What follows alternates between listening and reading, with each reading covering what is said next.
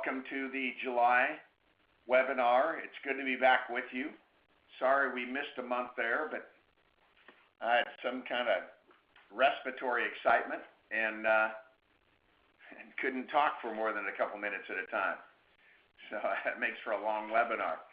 I'll see how I do today. This is going to be a two-part webinar, and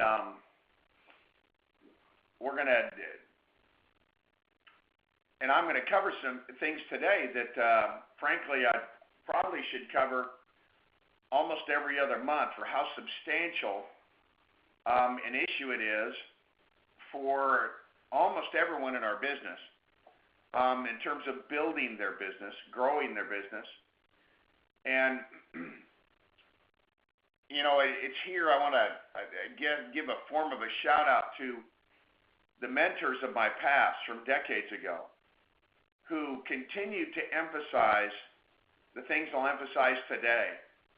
I sincerely hope this is not the first time, unless you're brand new, I hope this is not the first time we'll have discussed this. I covered this webinar about, I think, a year ago this month, or a year ago, maybe a month or two ago. And it's such a priority. And so we're going to kind of cover these things in part one. I'm going to get a little more into the in-depth into the development of leadership in the next one, in the August, and that one's before the convention, which I'm excited about. We have a lot of folks registered for blue. Green had a great one. Lots of good things are going on, and across the board. Green teams in leadership is in Hawaii right now. It's fun to watch the growth and development of this company and the leadership in it.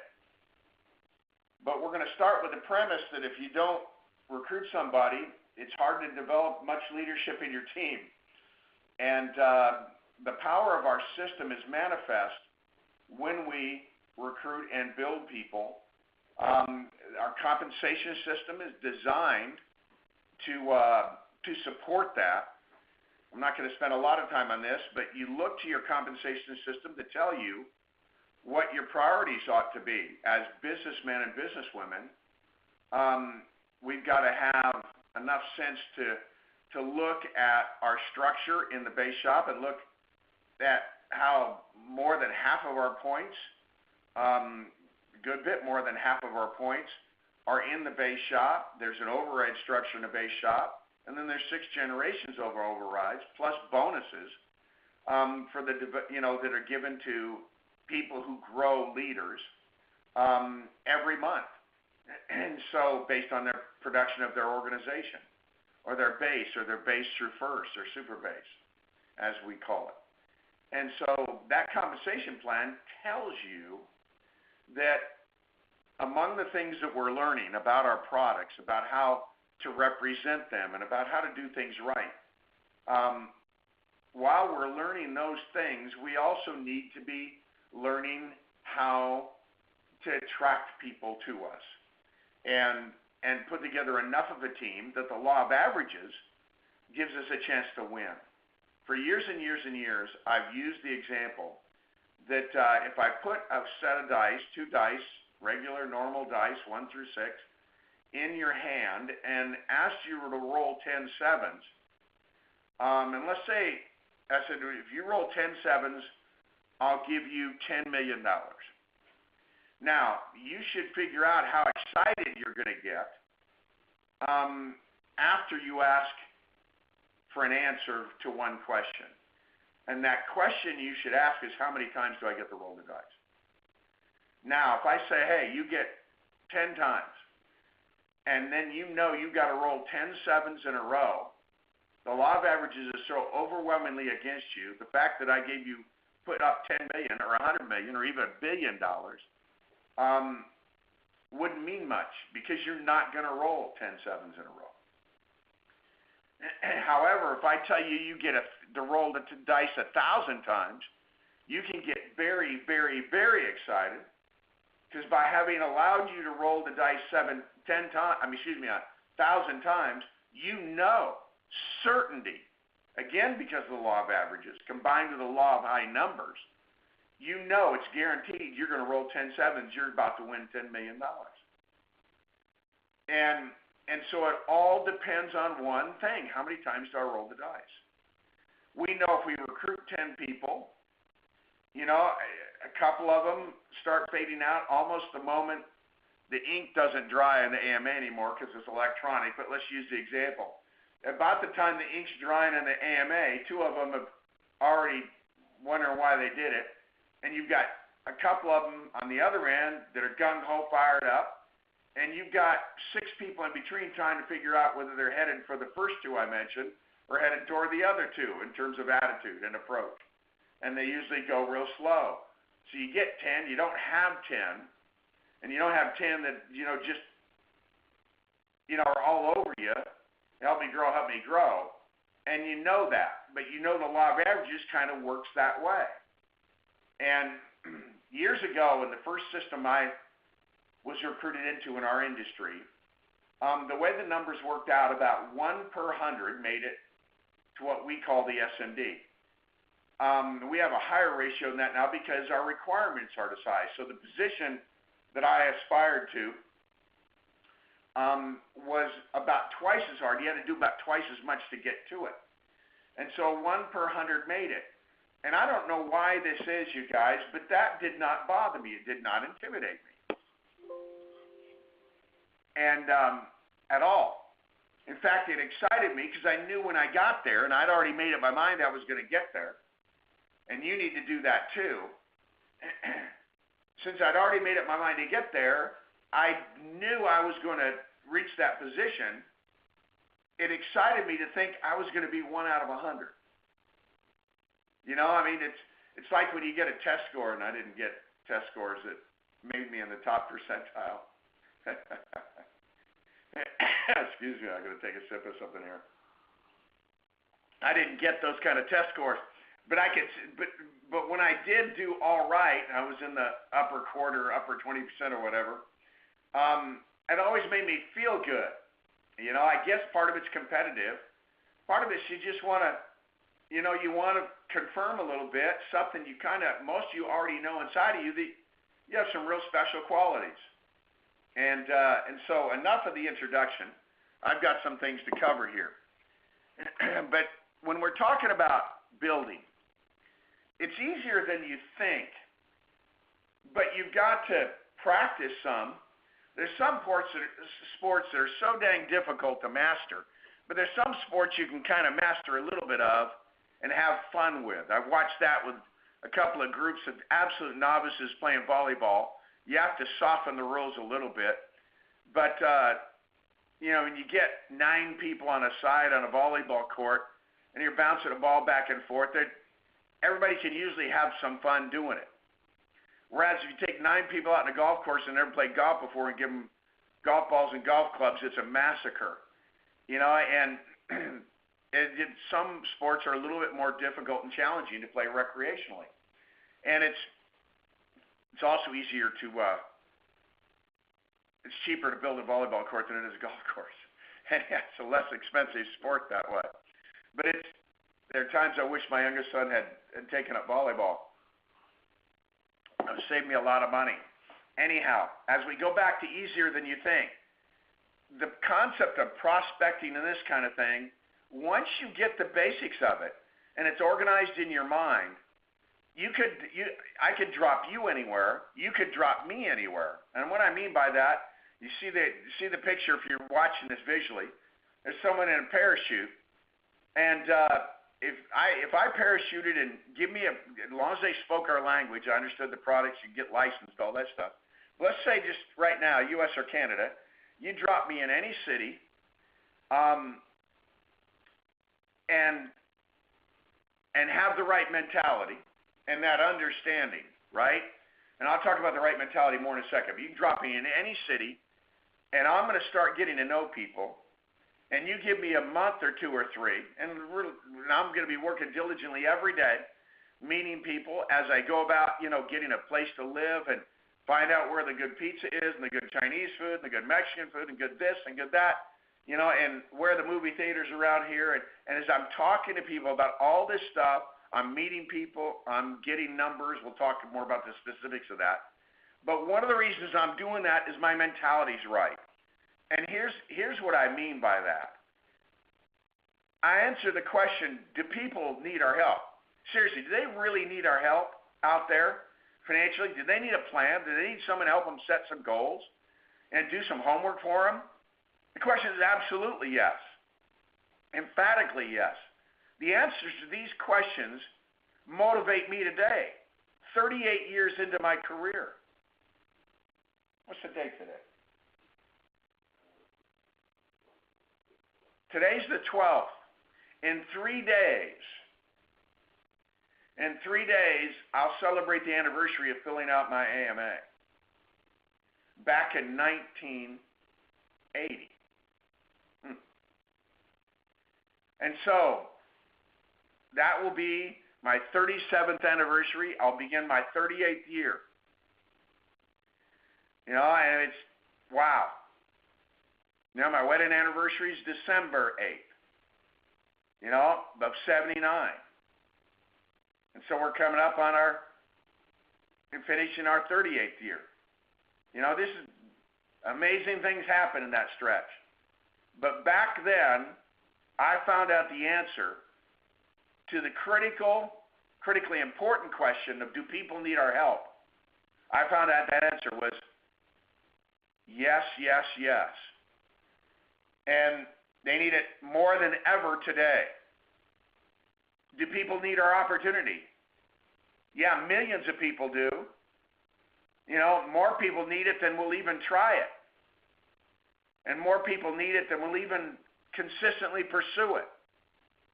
But people need opportunity. Our opportunity is golden for a lot of reasons. One, because we help people so much. But two, because it doesn't take a lot of capital. It doesn't take, advanced education and degrees. It just takes a willing heart, a helpful heart. It takes some mental toughness. And then you get some experience in it, on the job. You have to answer the question, do you want to make a difference? Is that important to you? Certainly I've met people it isn't that important. They don't get that charged up about people needing help. But I've met thousands and thousands and thousands of others, and of course the tens of thousands who make up our company. They know people do need the help. They did need and want opportunity, and they did want to make a difference. I hope you do. These kind of emotional,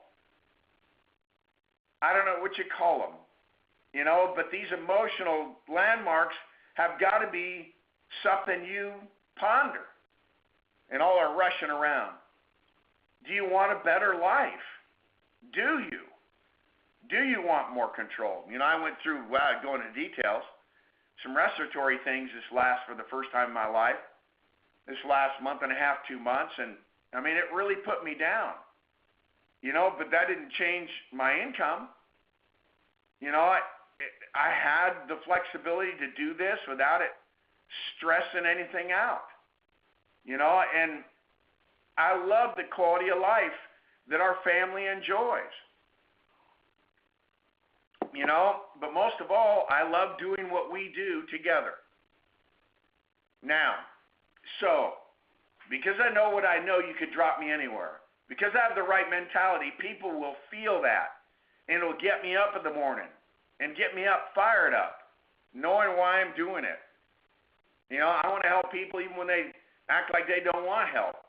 Because they just don't know. Right?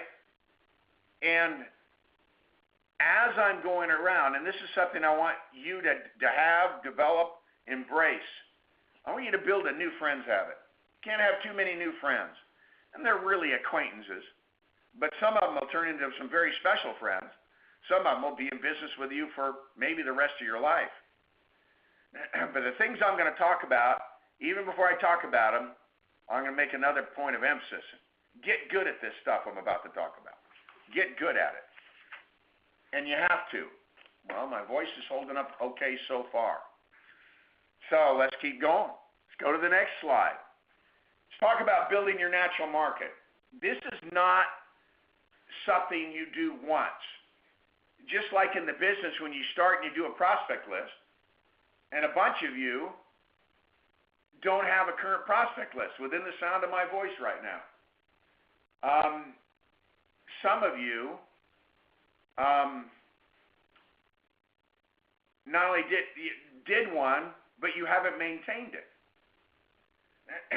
And your list and the things that go into it, your natural market, has got to be a consistent thing. You must have a dynamic, growing prospect list. You must have a continuous flow in and out. I want you to consider, because it's fun, making it a way of life. I gather names. Now I do it and put it electronically in my phone, as opposed to writing it down. I just literally start a tab, and then I put PL after the person's name. So when I punch PL, it pulls up an alphabetic list that has their name, their number, and some comments in the notes. But I make it a way of life of making contact, of making new friends, and because I have a new friends habit, and I like meeting people from all walks of life. Whether it's a sharp person, working in a store, whether it's someone else that I meet in some other context, the owner of a dry cleaners, and it goes on and on and on, or the manager at Bed Bath & Beyond when I'm picking up some stuff and I'm talking to people, and it's just an easy thing, and you find out a little bit about them, and anyway, I'll make it general until I get to the specifics. You learn through practice, and once you get practicing, again, if you drop me in a city, I already know how to do this, but I can think back to when I first started in San Jose, California, and I made my first prospect list, but then started meeting people, and of course started helping other people do their list from their natural market, and meeting those people, that I just got better at it. The old saying, it's not that the work that you're doing gets easier, but your ability to do it improves. I'm not nervous meeting somebody anymore, and there's some other reasons for that too, which I'll share. Make practice fun. Make it fun meeting people. And you use quantity to get your quality. Now you have a minimum standard. When I'm talking to somebody, and they're a good person, but they're homeless or in a disaster of some kind in their personal life, or they're in drug rehab, right? It's obvious that's not someone, or they just got out of prison for robbing banks. I don't prospect a lot of those people, but I'm being overly dramatic to make the point. I'm not putting the wrong kind of people on my prospect list, and we'll talk about that in a second too. In fact, that's what we're going to talk about now. But look at that, a dynamic growing prospect list. You have continuous flow in and out. Out means you're talking to them. They're interested or not interested, but they're moving off a prospect list and either onto your team or out of it. You make it a way of life, meeting people. You learn through practice. You make the practice fun, and you'll end up getting quantity and quality, and simultaneously. As you just do this, it's easy to do. There are people around you all the time. You say, well, it doesn't come naturally to me. It didn't come naturally to Rich Thawley either. I'm a private guy. I don't feel any particular need to talk to people. Some days I'm just that way and I don't do much of this. The other days I find it easier. I'm more outgoing, more friendly, a little bit more relaxed. Maybe I've got a better state of mind. And, I'll meet 15, 20 people in the course of a day that I didn't know the day before. And it's fun building and fostering that. It is, right? And so I encourage you to get your mind right. Get your mind right from the standpoint of answering those questions I asked on the slide before, but also in your approach to this and making it fun. And not everybody has to turn into somebody on your team. Just enjoy the process of getting to know people in your community in all their shapes and forms and backgrounds and heritages and cultures. It's a wonderful thing. It's go to the next one. Let's answer that question. What is the right market? Right? That we get the right kind of person. And the thing I've always called the big three is right here: age, marital status, and household income.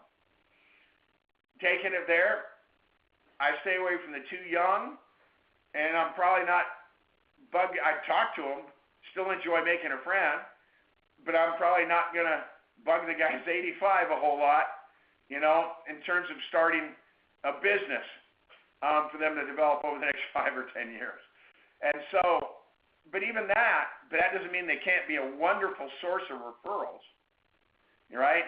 I'm talking about the older person now. And if the person was interested and wanted to do it for a few years, I have no problem with that either, right? This isn't some corporate structure where we got to talk about age discrimination here, right? You're building a business, it's all voluntary, everybody's an independent contractor, right? And I love good people around my business. But I'm more leery of the too young for the simple and obvious reason of maturity, simple and obvious reason that a natural market is usually 5 years older and 5 years younger than you. And I'm not going to work much with somebody who's very young, simply because their market is not sellable, and for that reason, not very recruitable. And I'm not wasting my time. In other words, if I'm trying to dig gold ore out of the ground, and I keep getting iron ore, all right, I'm not going to spend any time processing that, because iron's not as valuable as gold. Not the perfect analogy, but you understand what I mean. And so if you don't pay attention to getting above a certain age, of searching for people in good, strong relationships, especially marriage relationships, again, stability, maturity, commitment, all of those things are critical in our business for the development of leadership. And when we get in this category of someone who earns above a certain amount, in other words, they're making it, they're paying their bills, maybe saving a little, that's someone who can become a client of ours, someone we can really help. It's also someone who's a little more stable, decently employed, quite often then their children. All of these things add motivation and roots and depth and maturity and character to the equation. And all of those things are a big deal. There are few teams out there who just don't get this. I could name names. There aren't a lot of them. Most of them do get it. And I watch the ones, they recruit tons of people, but they don't stay in the right market. And you notice their business doesn't move ahead that much. They run these base shops and they do the big, but it doesn't turn into much. And so that comes back to solving your business building problems, right? The title of these two webinars. And the first problem you got to solve is getting in the right, it's one, your attitude, then getting in the right market, right? And developing it. And so I prospect quality. I recruit quality. I sell quality. And I build quality. Now, I don't over-ratchet up the requirements.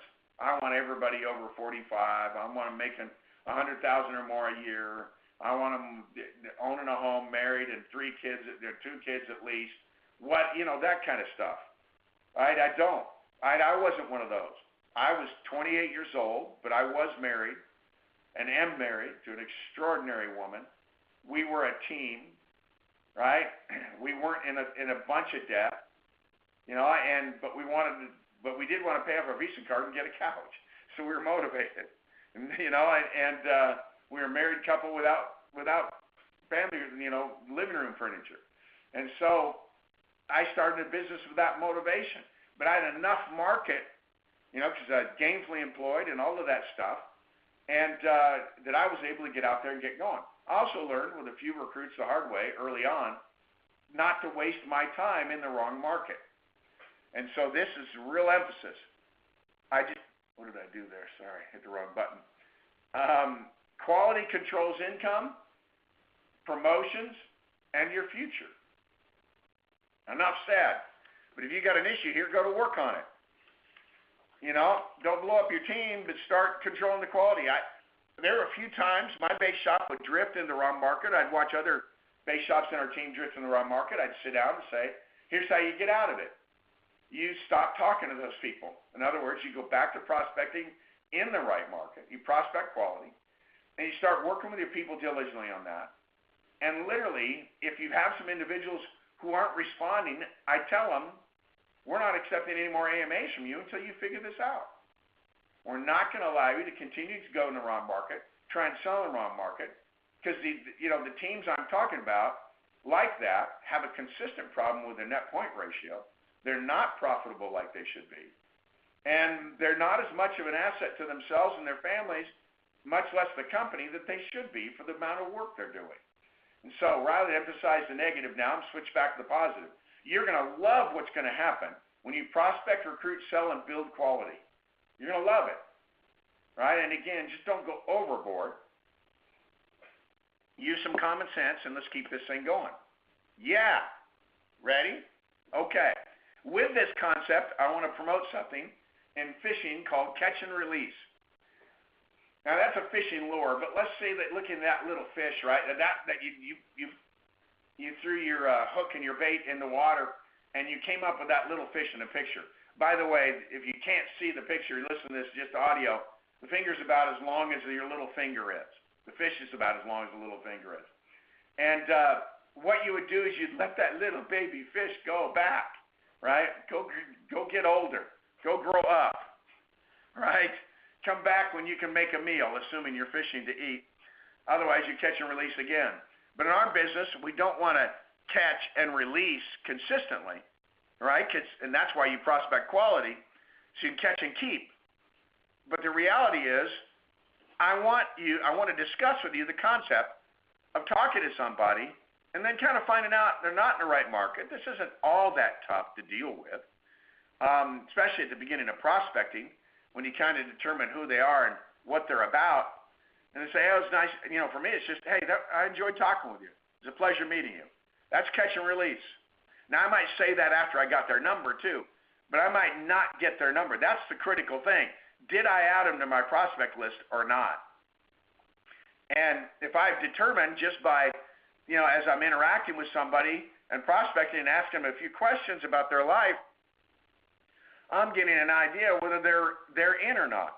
Whether they're someone I'm going to put on that list. But this isn't. What did I just do? Okay.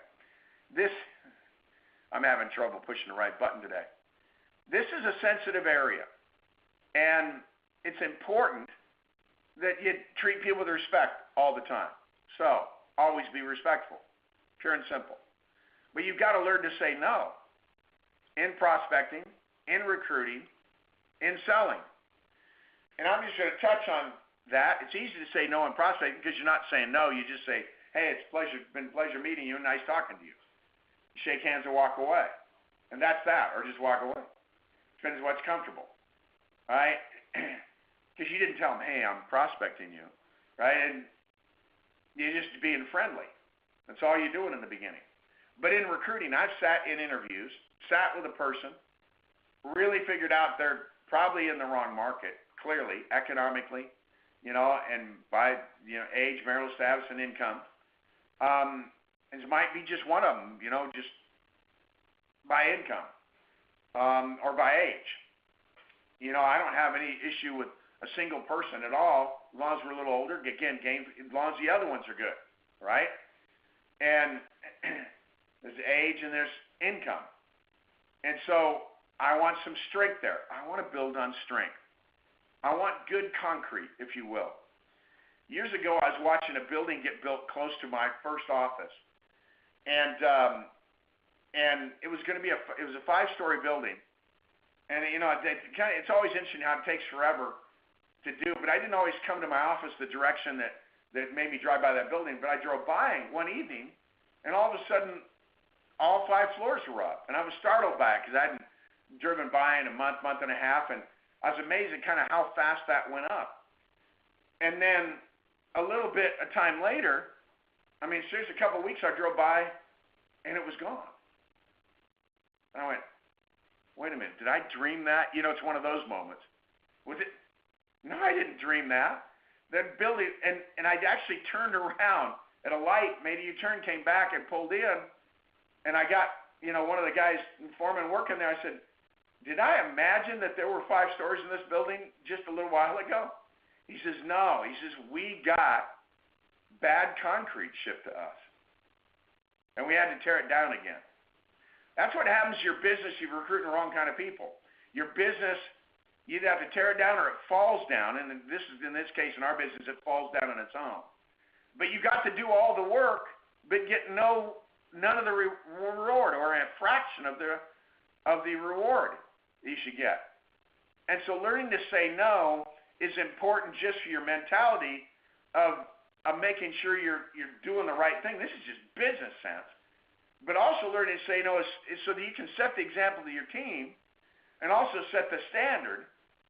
Leadership means you guide your people. You coach them. You direct them. You show them the winning way.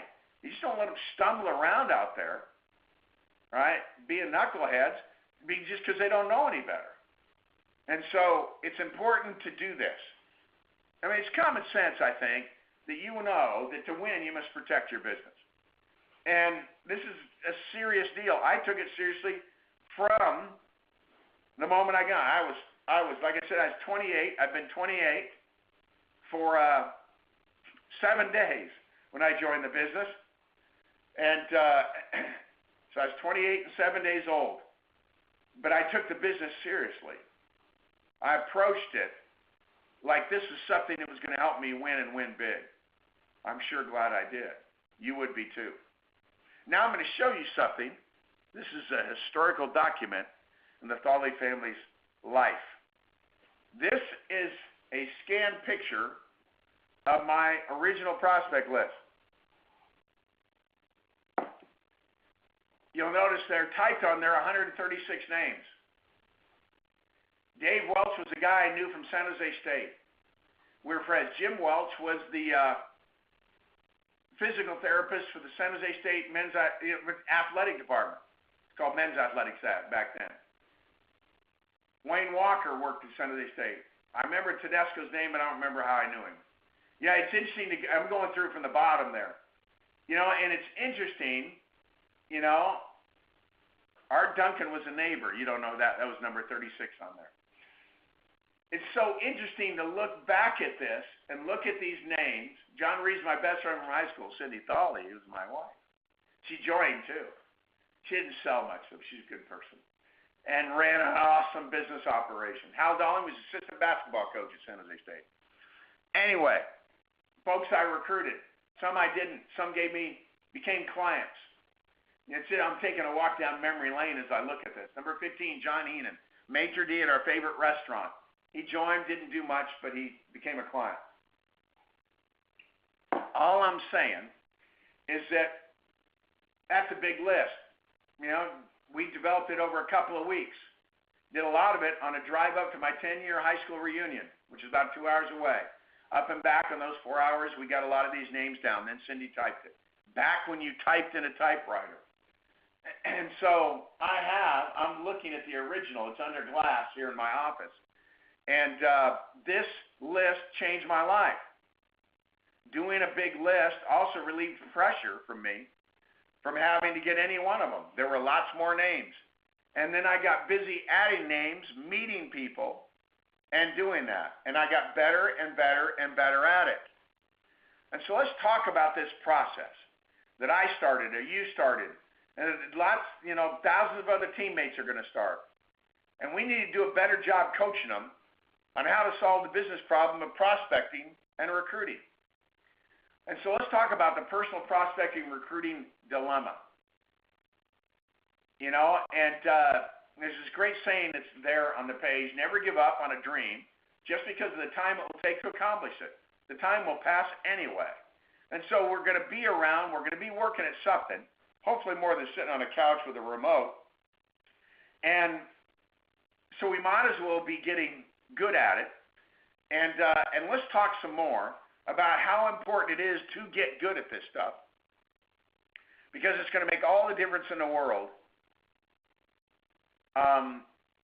in your business and in having a better life and in the quality of your opportunity and in how many people you're going to be able to help and how big a difference you're going to make with your life and business. It's not the only way to make a difference in people's lives, but I feel like it's one of the more important ways to make a difference in people's lives.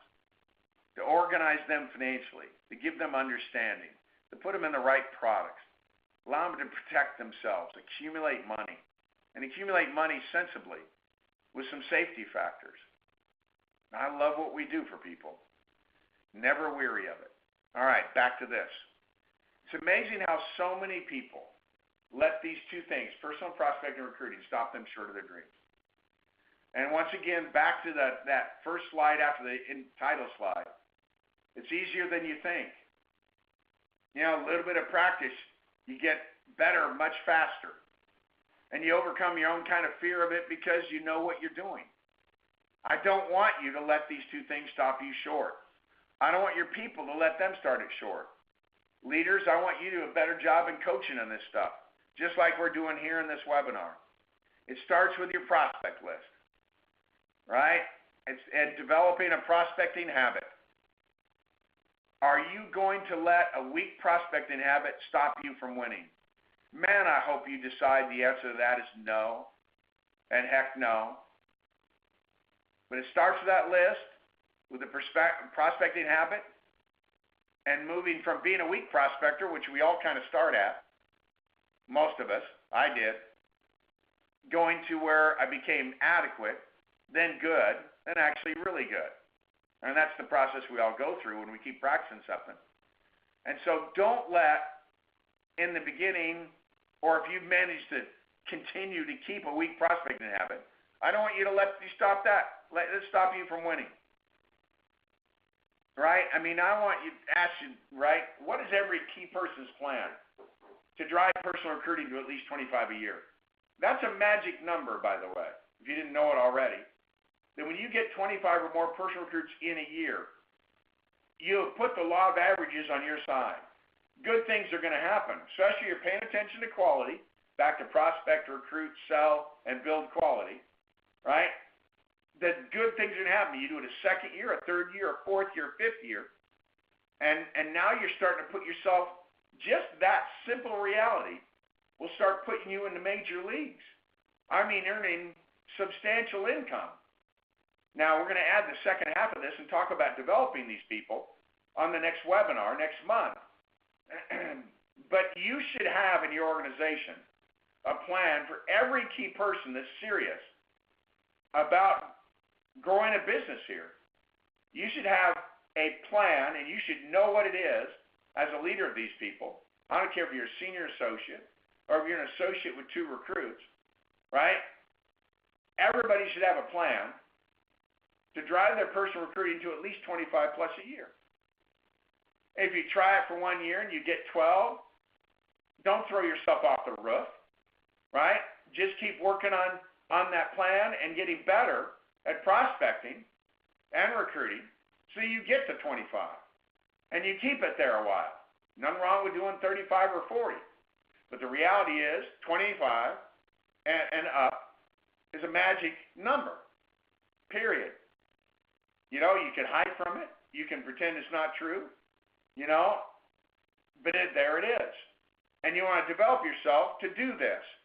When you do, you're going to like what happens. Now, let's talk about the specifics of personal prospecting and talk about some musts. All leaders must set a personal example. This is the power of your personal example cannot be exaggerated. And in either the good that it does or the damage that it does. Right? Well, we want it to do good. It's easy because you start building this friendship habit, new friends habit, right? And you prospect everywhere you go. And I mean, standing in line at the tire store, whatever it is, you know, in the line at the grocery store. Get to know the person behind you. Get to know the checker, you know, or the bagger. I don't care, whoever. Just build the habit. You're waited on the table by a 17-year-old busboy. Get to know the 17-year-old. You're not going to put them on your prospect list. But you going to school? Which high school? What year? Senior. That's great. Where do you want to go to school after this? You have any idea? You made up your mind what you want to study at this point? You know, I mean, I love getting to know people. Have you grown up here? You know, it's just, that's my friendliness habit. And I'm going to talk to all kinds of people I know I'm not going to put on a prospect list. Sometimes I'll talk to people and I know it's going to be such a short period of time that I'm not going to have a chance to get a name. I don't care. What I want to maintain is my friendly prospecting everywhere I go have it. Getting to know people. Other people, you have a few minutes. And you get to know them. Hey, I had to go into the ER, for my lungs. I got a secondary infection and got taken care of. It is wonderful. And I got to know the guy who, first they're making sure I wasn't having a heart attack. He was doing my EKG. Great guy. His age, right? And he was in his late 30s, like 38, 39. He'd been fireman, but then he hurt his back. And so now he could do what he was doing there in the hospital and worked in the ER because he took his training as an EMT and put it into the full nursing operation. And anyway, you just get to know him. That's why I was trying to breathe. So I was doing that while I was having trouble breathing. Why? Because I got a habit. And if I was taking my last breath, I'd probably been prospecting the guy. And so I prospect everywhere I go. It's easy to do. Good guy. Right? And so what I'm talking about, again, is be friendly. Talk to people. Set a goal. 2, 3, 4 a day. Have fun with it. Yeah, you're going to have to get your butt out of the office. Hey, but there might be somebody servicing a vending machine. Right? You might somebody else walking down the hallway into another office. And you talk to, but set a goal. And that's what I mean, where you get, because it's a very easy transition. And have a plan. Now, what does that mean? I'll put them all up here. Know what you want to say. Basically what you want to say. Set aside some time every day. Go to some new places. Change your Starbucks or whatever. Right? And get to know new folks. Share your passion for helping people. Turn no's into names. That's what you do with referral. But let's come back to it. When you're prospecting, knowing what you want to say does not mean knowing how you're going to give them a presentation. Prospecting is not a presentation. Did you hear me? Prospecting is not a presentation. It's not a one-on-one. It's not a BPM. You get it? And I'll talk about those phases here in a minute. But you've got to get organized in what you want to say. And I just talk to people. I go, hi, how about that for a plan? If I was in Whole Foods, I like this store. Do you shop here a lot? Yes, we do too, that kind of thing. That's great. I'm not going to be awkward. Let's say I'm talking to a young woman, and she's pretty, and I'm 65 and a grandpa, but there are weird people out there, and all of a sudden I notice she might be a little uncomfortable with me being pleasant because she's wondering. I just back off. I don't even worry about it. Right? I mean, just use common sense like that. I don't want to feel uncomfortable. I might nod and say, nice talking to you. Have a good day. But I know what people, but other people are more confident. They're looking at it and talking, and then maybe there's a child there, and how many children do you have, and you just start talking about family. You live in this area? Yeah, we live over here. And it's just, and you're into a conversation. And I don't have to take every conversation somewhere. Right? But if it's a good connection, I get a number. You do this 1 month, 2 months, 3 months, 4 months. You have 100 names, 150 names, 200 names, 300 names. It's just not that tough. If your goal was to have a friendly conversation with 3 or 4 new people a day, and you got 1 or 2 of them a day, right? I mean, 30 days, that's somewhere between 30 and 60 names. 60 days, somewhere between 60 and 120. You know what I'm saying here. And it's just not that tough to do. Better yet, it's fun. And so these are the things that we're doing. Right? Okay, now let's talk about the intangibles of prospecting a minute. Your enthusiasm and conviction is the key. Right? Be pleasant, be upbeat. Don't be over the top. It's weird. Right? Be within normal ranges where people don't think that you're actually maybe crazy or insane. know, again, what it is you want to say. You know, being friendly and talking to somebody about their life. I get into their life, their family, their work. You know, we've called that forever form, right? And that's actually on here somewhere, right? Talk about their family, talk about their occupation, talk about their recreation. You know, I was in actually Whole Foods again. I bumped into a guy, I recognized him. He was a neighbor back then. His name was Alex Smith. He had been the starting quarterback in the Niners. Now he's at Kansas City. And we ended up talking for about 20 minutes standing in the aisle, you know, and about life and football and things and his family and all that stuff. And it was a great conversation. I enjoyed it. You know, and then we saw each other again at another time and nodded, recognized each other, said hi, shook hands. That's how it was going. And that's when the trade was going on to Kansas City, and I wished him well, and that was that. But the fact of the matter is, you know, it's easy to talk about because I knew what he did for a living, and we talked, but I didn't know much about his family, and I knew he was a neighbor about 20 houses away from our street, down our street, and we just had moved into that conversation. I know I want to talk to you about your family. I want to talk to you about your recreation. I want to talk to you about your occupation. And then the M stands technically for message, but I'm going to get, I'd be foreign. You know, I don't like that word. It rhymes with something ugly. But so say with form, but I just want to get a name or a number, a name and a number. And so that's the way it turns out. Pretty simple, right? And you're just simple and brief. You're not trying to engage them in a half-hour conversation. You know, and if you do, you do get a little bit more as you start to move into the conversation. I'm always using the higher law languages. You know, when people ask me what I do, I talk about helping people. You know, really helping people create a better life. You know, both from a business standpoint and a financial standpoint. I love it. I just love the difference you're able to make. You know, and people usually connect with you on that stuff.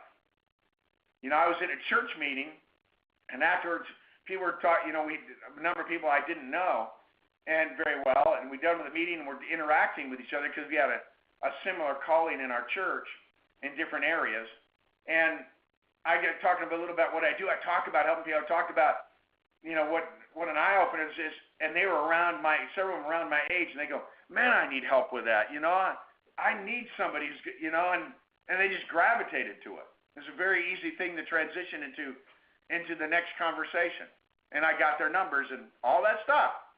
And so I use the higher law languages, right? And I make it about other people, about them, not about me. Let's talk now about the 3 phases of prospecting. I'll keep moving here.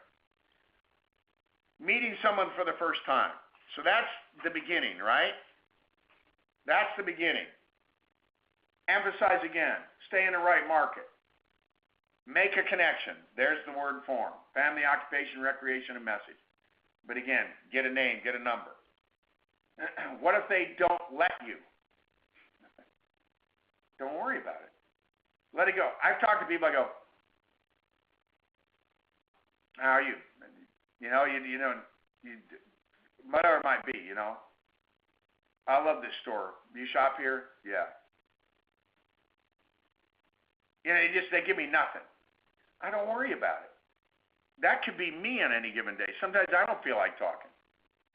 And it doesn't mean they don't like me. I just let it go. You can tell.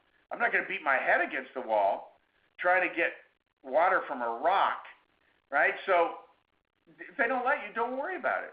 Let's see, there are 7.5 billion more people to talk to?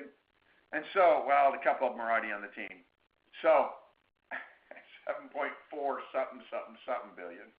And so don't worry about it. Don't try and turn everything into something, because that's what makes prospecting not fun. You know, trying to get somebody to be your friend who doesn't want to be your friend.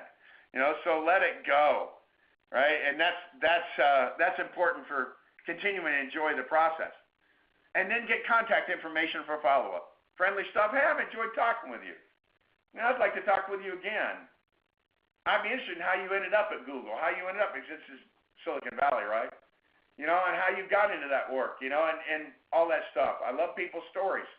Here, and I hand on my phone, I push new contact, and I said, you know what, just put your name and cell in there. And I'll say, I'll send you mine, and I do, and it's, when you got a good contact, right? And then what's the second phase? It's obvious. It's follow-up. Text, email, send them that. Maybe call them, talk to them again, leave a message or voicemail, doesn't matter. Send a text, it's cool. And if they get all cold and ghost you, don't worry about it. Let that one go too. There's just lots of names. When you've added 180 names in the last 3 months, it's not that big a deal because there'll be a bunch of people that you do make contact with. Law of averages, remember, combined with the law of high numbers. There'll be lots of people. But I'm telling you, you've got to work at it like it's a profession. And it's very pleasant meeting people. It's not some grind out thing once you get in the flow of this. It's sure a lot better staring at 3 people, 2 of whom didn't show up, so you have to look at their picture. And wishing you had more going on in your team. And it's also great for your character. It's great for the soul. Learning to be a little bit more sociable, a little bit more outgoing, a little bit friendlier, interacting with people. When I drive, I wave at people. That's my version of things. They're walking and stuff. Sometimes they just stare at me, right, after I wave at them. Now, I also give them a break. Some people can't see very well, and they didn't even really see you, or it was blurry. But I love how it startles some people, and then they wave, or it startles them, and they can't get their hand up in time, But it's kind of like living out in the country. People wave at each other more, and I do that here in the big city and enjoy myself with it. And I don't wave at people who look mean, just, But anyway, but neighbors and stuff like that. Anyway, when the follow-up process, you're going to get to know them better, even more about the background and the family, right? And you can have then a future career goals and dreams conversation. Where you headed? What do you want it to do? I might not even turn it into anything right at the beginning, but maybe by the second and third conversation, we've interacted enough, we're going to get together. And what's going to happen then? And now we're into the invitation presentation. You see, the mistake people make is they try and get to number 3 from number 1 right away. You try and do like 1, 2, and 3 all while you're in the line at the grocery store. Stop doing that. It doesn't work. Nobody's any good at that. For every 1 person you get, you'll send 100 good people running down the street to get away from you. Right? The mistake people make, and one of the reasons a lot of people think I don't like prospecting, is you're trying to get from 1 to 3 in 65 seconds. And it does not work for anybody, except by accident. Right? And so you're going to get in the third phase to a one-on-one in the home or your office, or invite them to a BPM. It's easy to do, and it goes from there. It's interesting. We're in my mom's care center. There are a couple of people there who joined our business. And then they figured out who I was. And so they always tell me how they're doing. And the caregiver, we have caregivers that watch the caregivers, and that's the benefit of prosperity. And I was walking with my mom yesterday and walking since she's in a wheelchair, and I'm holding her hand, and the lady's pushing it. But the lady is pushing has been working with my mom for a while. She's real sharp. And the people there have been talking to her about coming to a BPM. And I told her, you need to go. It'll be good for you. But I love the fact that they're prospecting, and they're through that phase now where now they're inviting, right? They probably didn't do 1 and 2 as well as they should have, but she's kind of a captive audience. She'll be there again and again and again.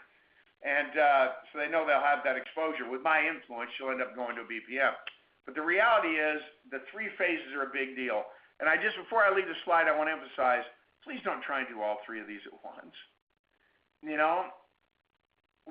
Part 1 is part 1. Part 2 is part 2. Part 3 is part 3. And it works well that way. Just don't let a ton of time go between them. Right? Get to know people. Work your list. It's a marvelous thing. Now, I'm going to talk a minute about what are you going to say as I wind up here. What do you say in your warm market? You know, I used to have a very simple process I used to go through. And by the way, you may already have one. Your team has a different one, and it's a good one. Don't worry about that in the terms of what exactly you say. But I want to organize your thoughts in one way. And this is how I would do it. It's kind of, I called it my 333 script. This is very simple. You know, when I was calling somebody on the phone and I was inviting them, or I'd already been through the process, you know, let me keep this simple. You know, obviously you start with small talk whenever you're talking with somebody and prospecting. This is the reason I'm calling. You're obviously doing a lot of this in person. I would always have the three most meaningful reasons I did it. And when I first started in the business, you guys, the three things that meant the most to me, Cindy and I were newly married. We knew we were going to start a family. And it was important to us that Cindy not have to work. Now, she worked with me, but we controlled that time. And that was, of course, before we had children. As we had our first, then our second, right, the way we divvied up the work, right, she was holding on to that, taking it. Then when they started preschool and then school, you know, and she was doing most of that while I was in the field, especially at night. But we did not want her to have to work. And I mean outside of the home, away from the family, away from the business, coming home, you know, and children coming home from school, no one's there. That was a big deal to us. And it was critical in the quality of the family life that we built. And so that was a priority one for me. And I talked about it when I talked about it to people as to why I was in this business. I was tired of being in debt. And I was really, really tired of being broke. I wanted to change it. I wanted to save some real money. Right? I was frustrated, right, with this, with kind of living on the edge, just barely making my bills, sometimes not doing that. I wanted out of that. I was at that phase in life. And you can already hear the passion start and the emotion start coming in my voice as I get in touch with those feelings again and what this meant to me. I also worked for the state of California at Senator State, as I mentioned, and the politics at work, the backbiting, the small thinking, and the bureaucracy, and the mediocrity, it just drove me crazy, right? And I wanted free of that. And I talked about things that I engaged with. And because of that emotion, I connected with people.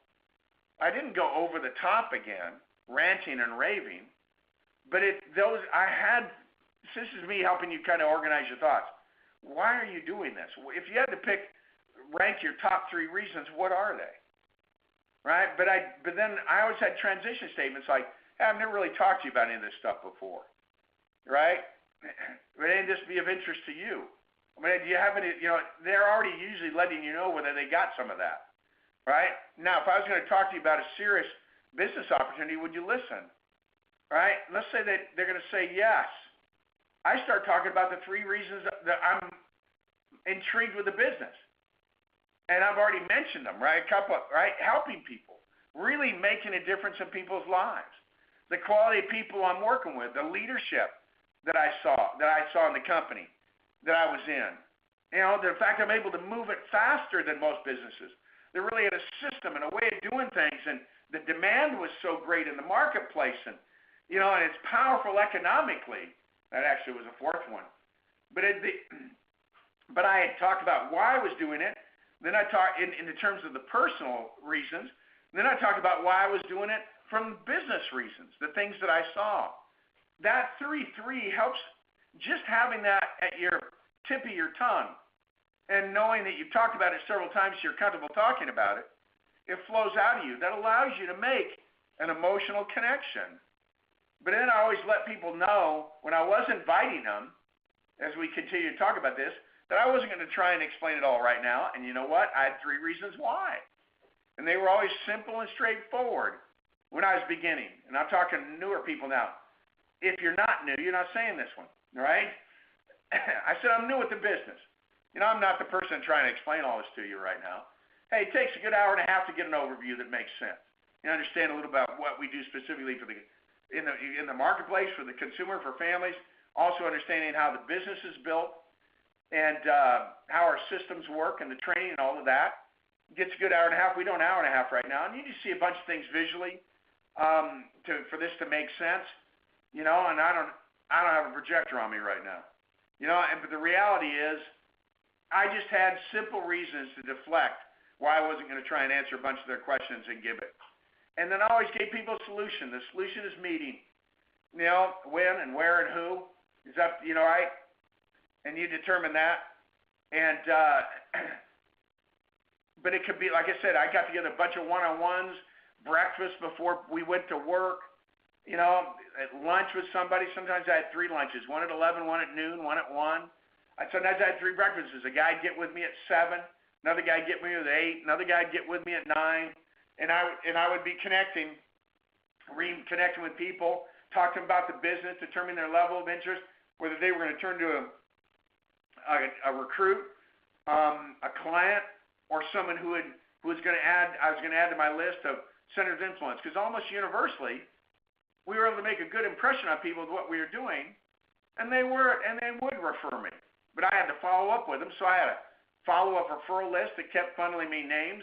That made it easier and easier for me without running around all over the countryside to prospect, is the people I'd already prospected were giving me names, right? And then there was a list of people, clients, and I followed them up and got with them on a that basis with both husband and wife. They're married, and then the first one I did the other. And so all this worked. It was wonderful. And then I always reassured people if they were coming down that no decision made, no buying, no hassle, right? And then I picked them up or met them off-site, because that increased the chances that we were actually going to get together that night. Those are basic things. But that 3-3-3, I had 3 reasons why I was doing it emotionally. I had 3 reasons why I loved the company or the business and the way it was doing it. You saw the example.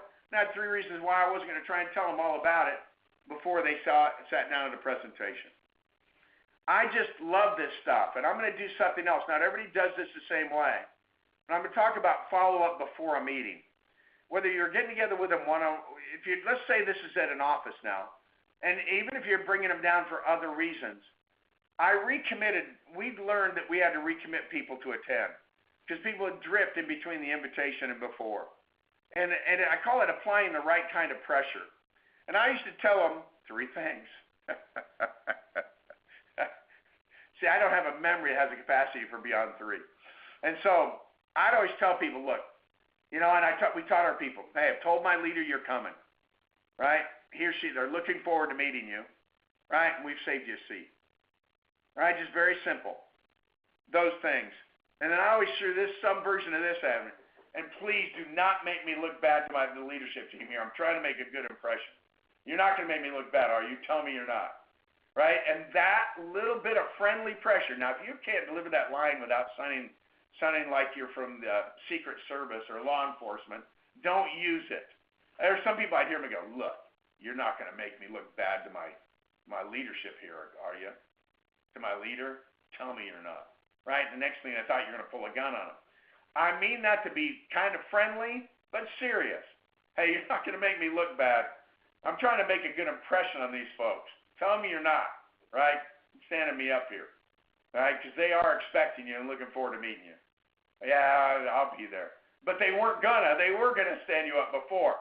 And we did this, and it increased our percentages a bunch, right? You learn how to commit people and be ready to recommit them if necessary. It's interesting. There's some questions on here, and one of them was, is there a minimum age, right? Yeah, I mean, it kind of starts for me at around 25, 26 in there. I like them 25, 26 and married, not single. I was 28, and I didn't go much below that in my recruiting, and so that's just to have that. One question was, to set an example, is it considered prospecting to post ads on Craigslist? No. There are people who run ads, and I'm telling you, they get some recruiting numbers, and their leadership development is terrible. To use the word that's common, it sucks, because you don't have any connection, right? And it's just, and too many people fly under false colors. try and act like they have a job for them. You know, that it's not commission sales and part-time. And that's just bogus.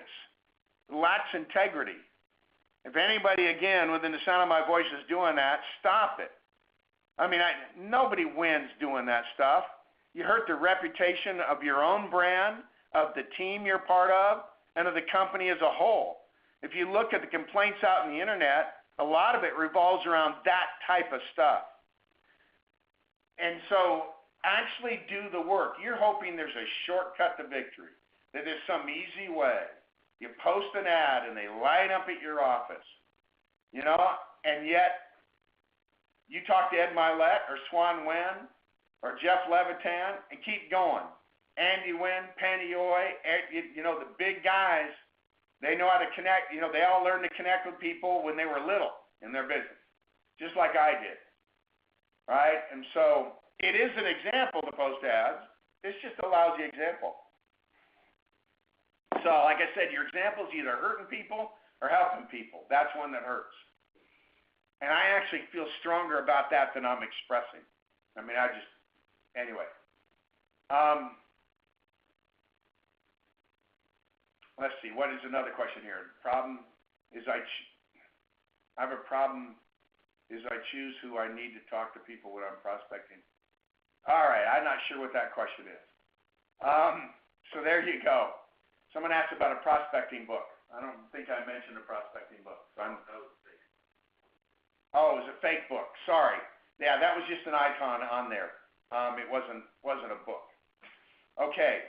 I'm just saying, learn to be friendly, do those basic things, organize your thoughts. Review this webinar again. Get clear on it. I've gone over, so I'm going to end this. I appreciate, again, having a chance to talk about this stuff. It'll help if you'll let it. And I'm looking forward to part 2, how to solve all your business building problems from the phase of the development of these people now. How do you turn a new recruit kind of just staring around wide-eyed at what's going on into a leader, confident and strong and making things happen? All right. There we go. I hope it does help. Use it again. I love being in business with you. Thanks for hanging in here for the whole time. Love all of you. Look forward to the next one in August. Then I'll look forward to seeing a bunch of you at the convention. Wahoo! And my voice made it. I'm excited. Thanks, everybody. Bye.